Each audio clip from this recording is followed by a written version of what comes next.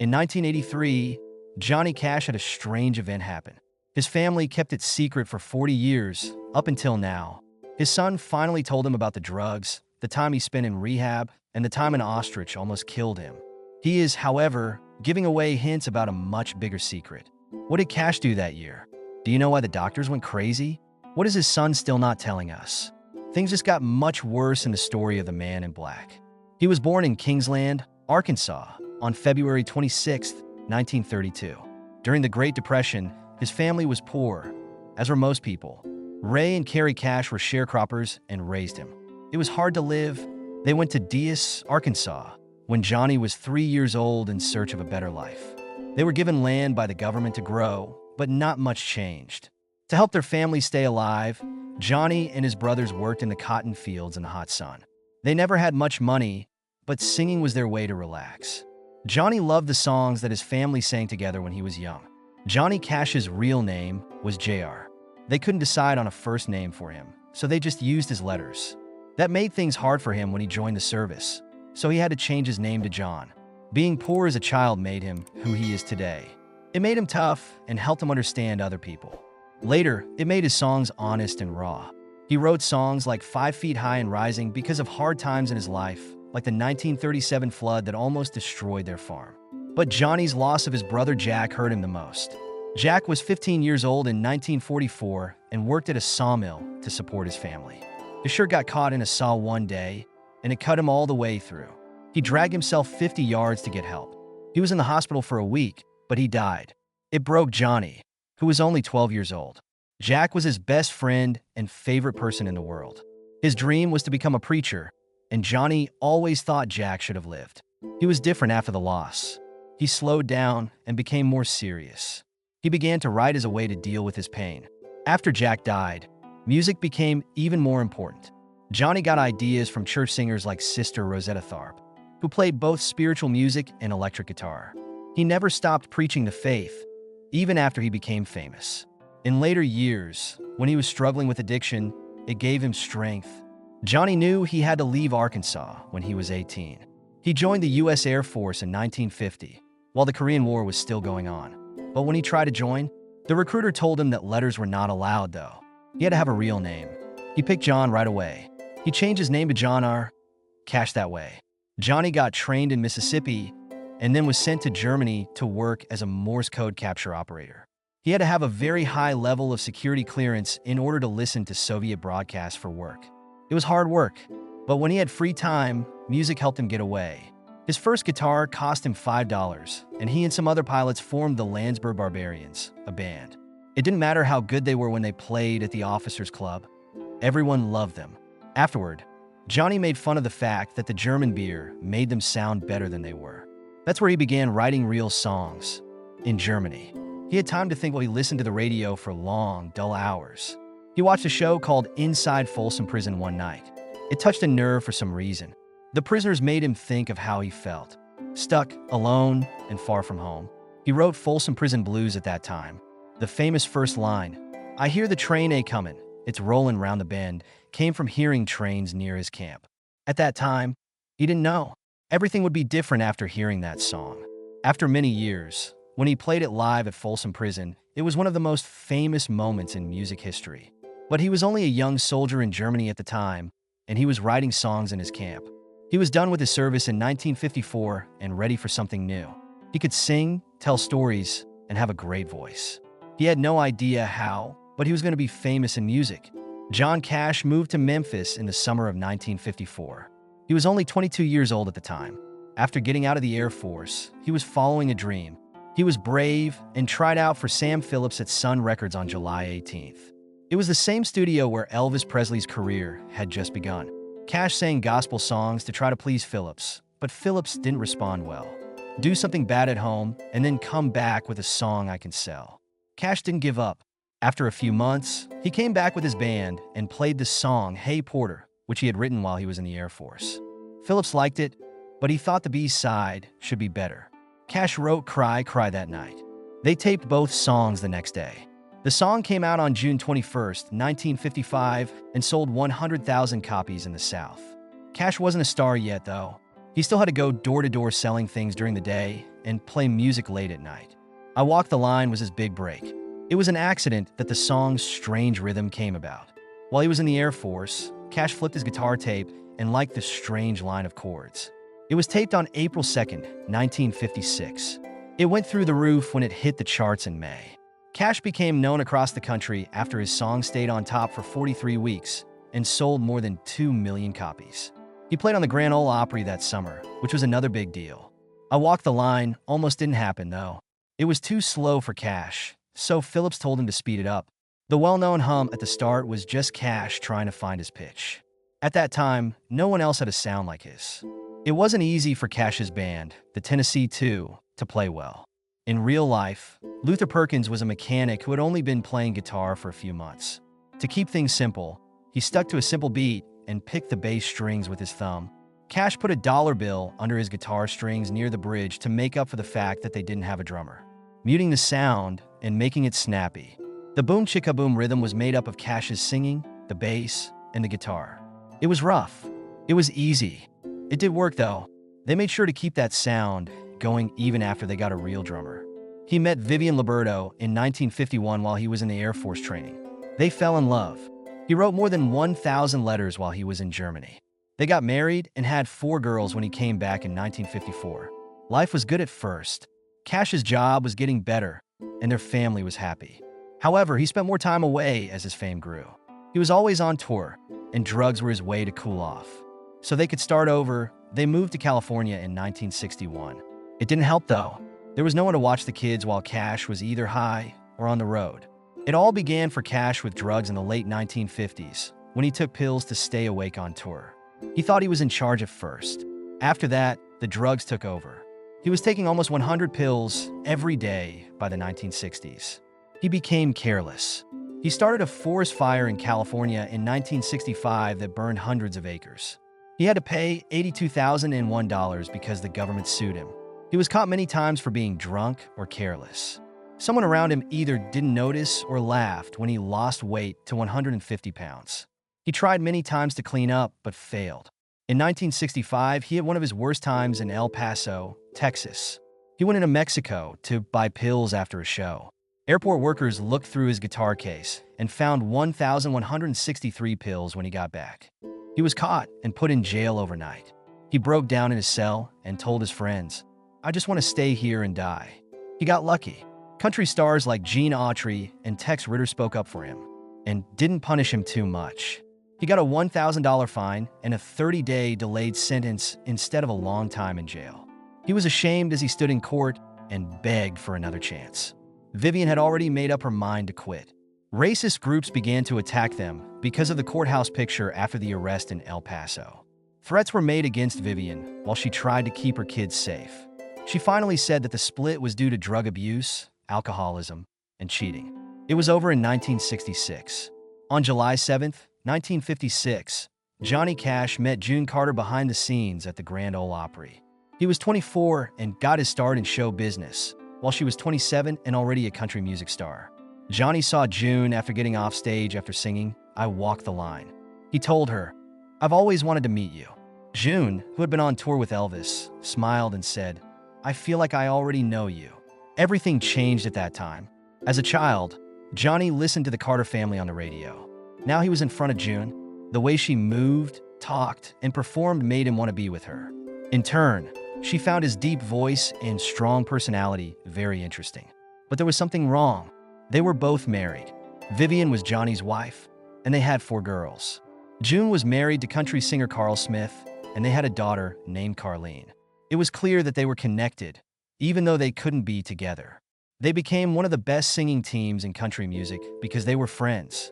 They put out Jackson in 1967. It's a fun, fiery duet about a couple making fun of breaking up. They won a Grammy for it because it was such a big hit. Then came Ring of Fire in 1963.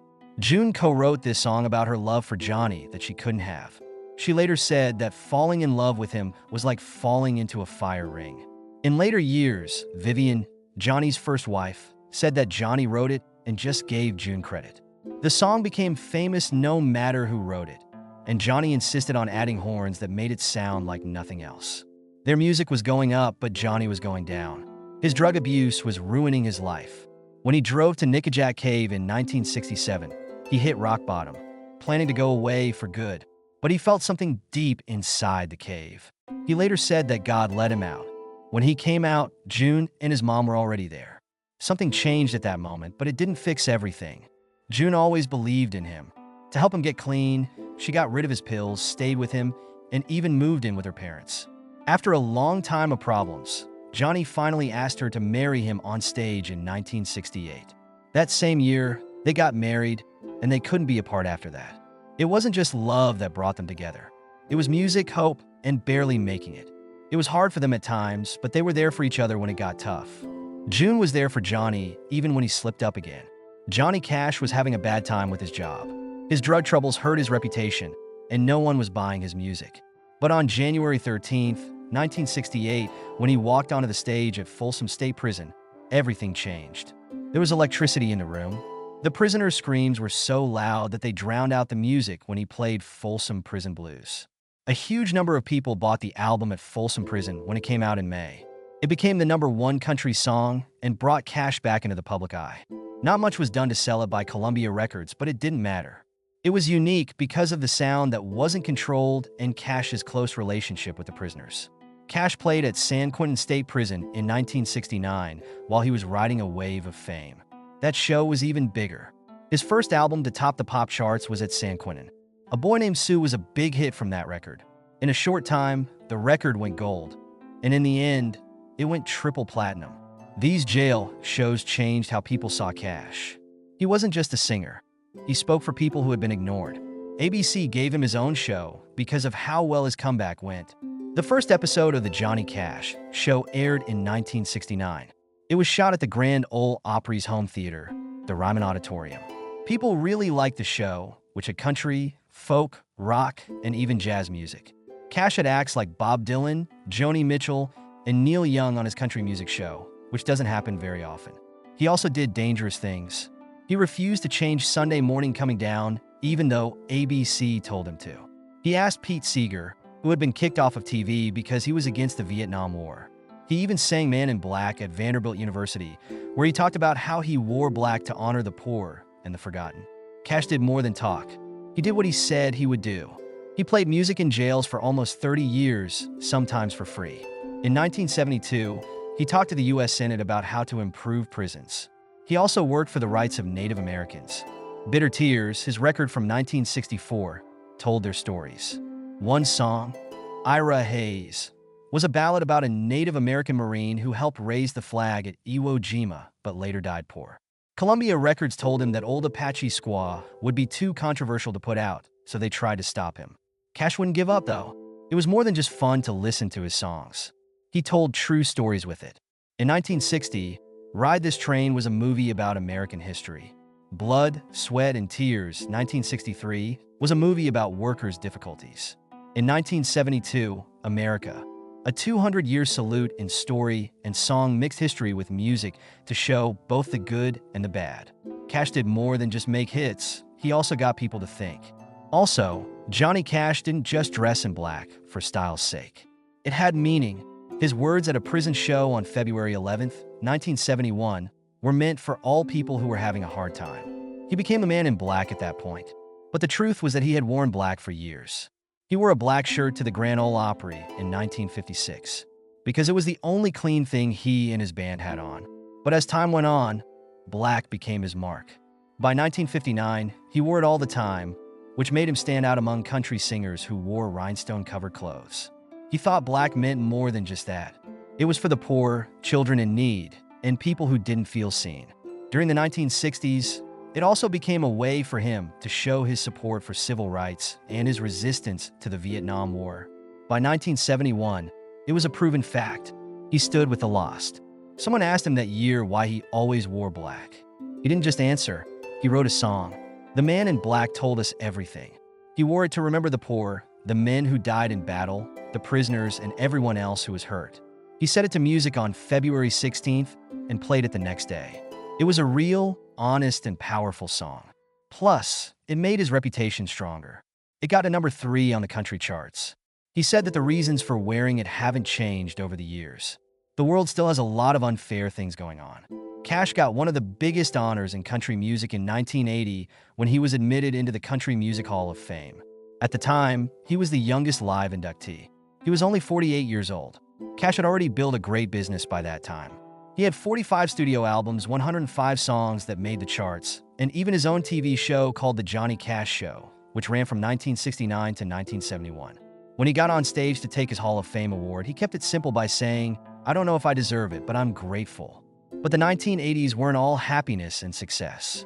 He put out 8 studio records between 1981 and 1989, but none of them were big hits. The Baron, his biggest hit of the decade, only got to number 10 on the charts. The worst time was when Columbia Records, his record company for almost 30 years, let him go in 1986. Given how much he had done for country music, it was a shocking move.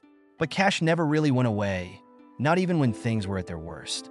He formed the Highwaymen with Willie Nelson, Waylon Jennings, and Chris Christopherson in 1985. The first record they put out went straight to the top of the country charts.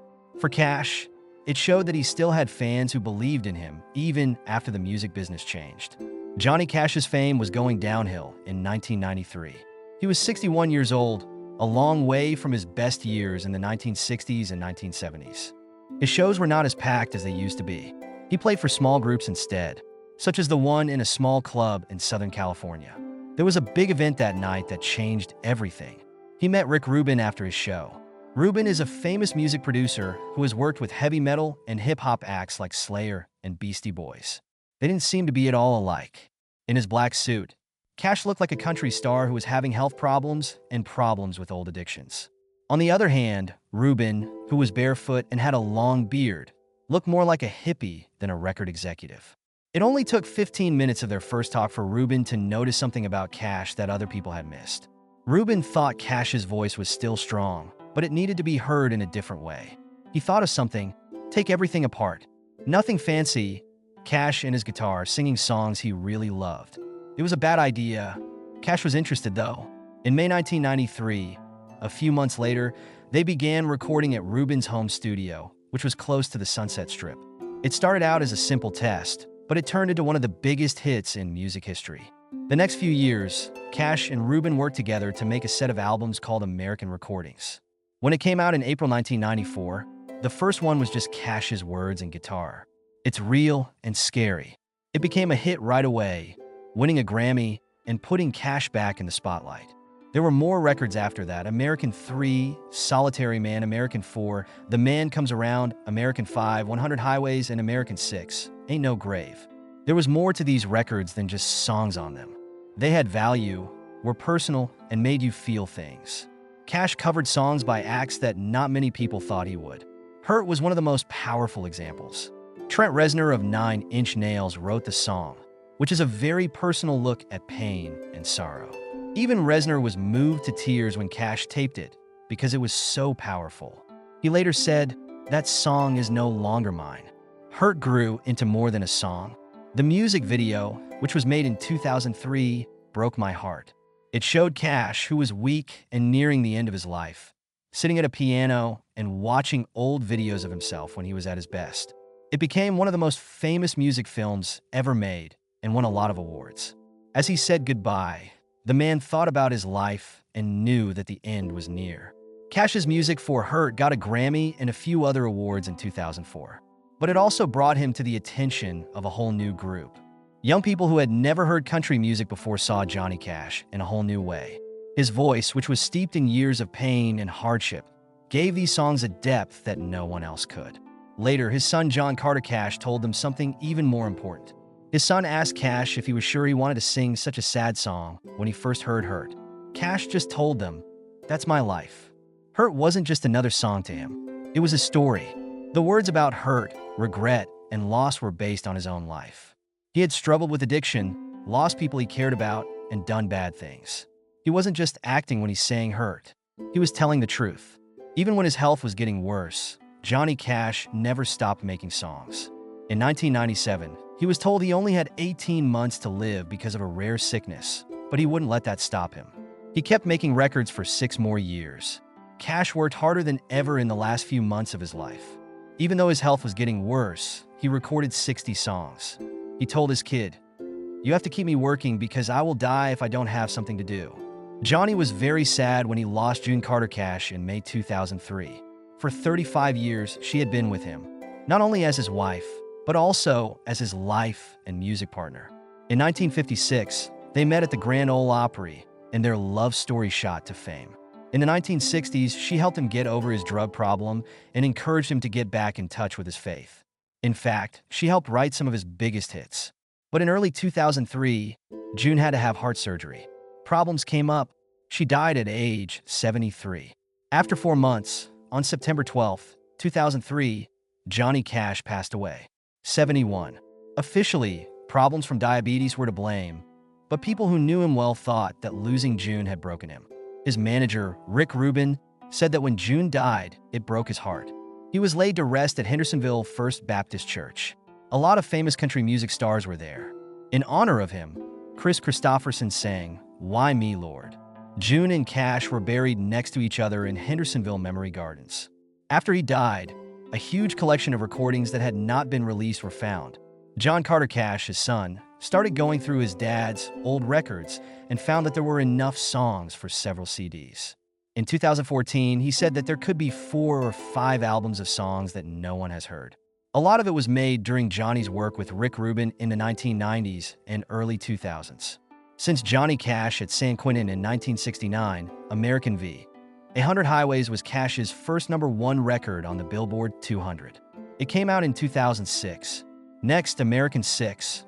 Ain't No Grave came out in 2010, which would have been his 78th birthday. John Carter Cash found something else amazing in 2012. He found recordings from the early 1980s that no one had heard in a long time. They were put away by Columbia Records and didn't get played for decades. The album Out Among the Stars, which came out in 2014, was made from these lost tapes. It had duets with Waylon Jennings and June Carter Cash. The record went straight to #1 on the Billboard Country chart, and then to #3 on the Billboard 200. This showed that Johnny Cash's music was still very popular. It made me think of a time when the music business didn't know what to do with him. Columbia Records fired him in 1986 because they didn't know how to sell his music. But after his comeback in the 1990s, those long-lost songs finally got the attention they deserved. John Carter Cash said that his dad never really got clean. Some people thought Johnny stopped using drugs in the 1960s, but he didn't. Many years went by while he struggled with drugs and alcohol. The trouble didn't go away in the 1980s or 1990s either. Johnny's family found him barely awake in a hotel in Florida in 1983, when he was 51 years old. The people who saved him worked for hours in the hospital after they rushed him there. No one but the family knew. Johnny did weird and dangerous things when he was high. He believed that the ostriches on his farm were plotting against him in 1985. When he tried to talk to one, the bird cut his stomach open. He almost died because of how badly hurt he was. At first, he didn't want hospital care. He thought the pain was his fault because he used drugs. Johnny went to rehab about 30 times during his lifetime. He would go away for days or weeks and then show up in bad shape and go to the hospital sometimes. He had one last breakdown even though he was old and sick. He didn't give up though. He always tried to clean up even when things got really bad.